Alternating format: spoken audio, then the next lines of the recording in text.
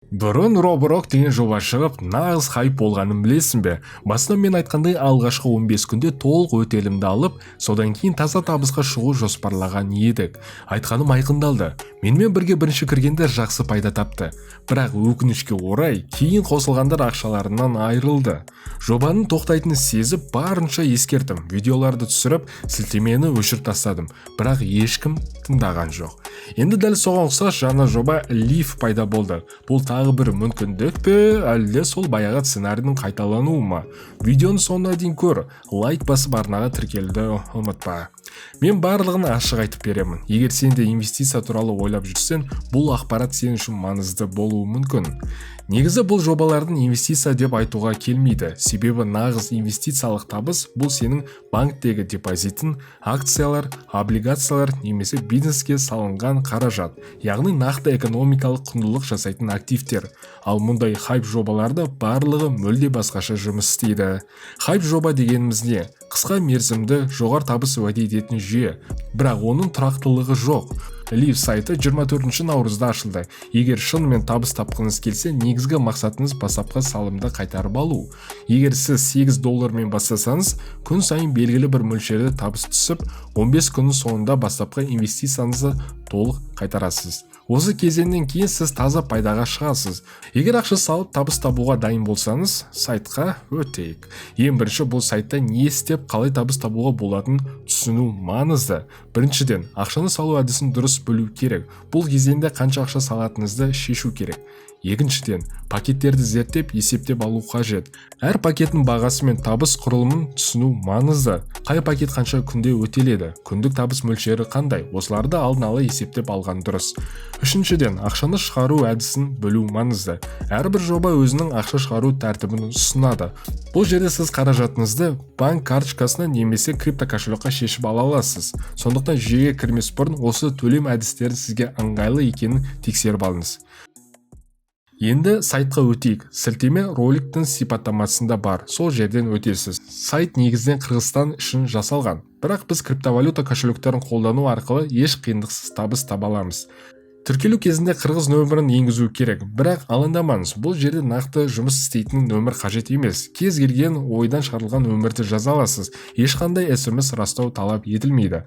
Одан кейін пароль ойлап табасыз және регистрация деген батырманы басасыз. Басы мәзірге өткен соң, бізге енді пакетті таңдап алу қажет. Қай пакет бізге ыңғайлы екенін анықтап, оны сатып алу керек. Ол үшін продукты бөліміне өтіп, ұсынылған велосипедтердің бірін таңдаймыз.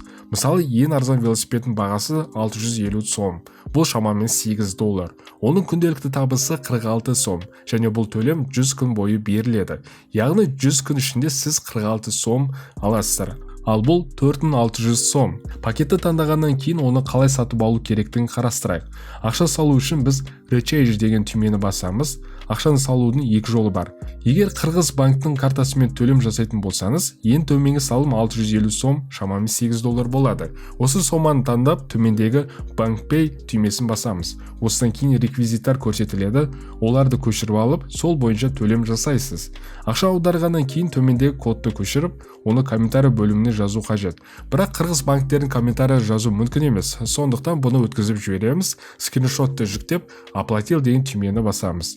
Егер криптовалюта арқылы төлем жасайтын болсаңыз, Tron Trace 20 таңдаймыз. Жүйеде минималды пополнение $1, бірақ ең арзан пакет велосипедіміз $8, яғни бұл 650 сом тұрады.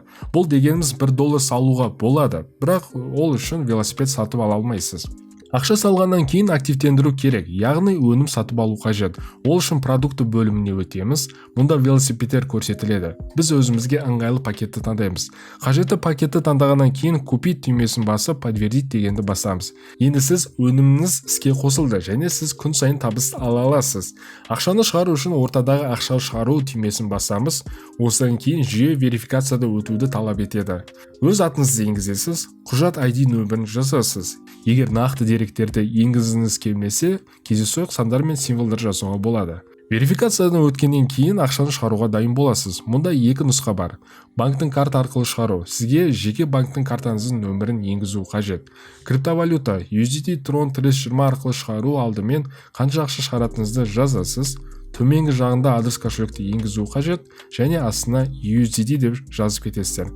Және ақша шығару уақыты күн сайын таңғы 10-нан кешкі 22:00-ге дейін. Күнне тек бір рет қана шығаруға болады. Минималды шығару сомасы 12 сом. Шығарылған сомадан 12% комиссия ұсталады.